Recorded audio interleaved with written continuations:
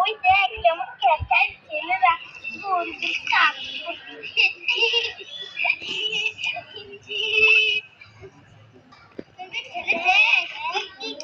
করছে।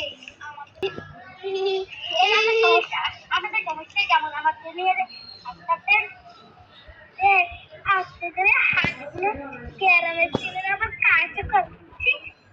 আমরা গ্রামের মানুষ কাজ করে দিচ্ছে আপনারা বেঁচে আছেন আর তোদের জন্য আমরা বেঁচে আছি মানুষ আমি যা বলছি না গ্রামের লোকরা চাষের কাম করে দিচ্ছে আপনারা ভাত খেয়ে বেঁচে আছেন। যত বড় মুখ নেই তত বড় কথা মুখের সাথে কথা বলে লাভ নেই। কি বলছেন ম্যাডাম কাদেরকে মূর্খ বলছেন?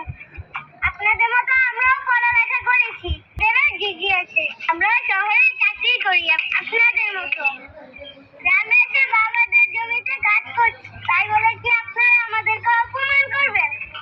সরি ভাইয়া আমরা বুঝতে পারি আমরা আমাদের কাজের জন্য লজ্জিত।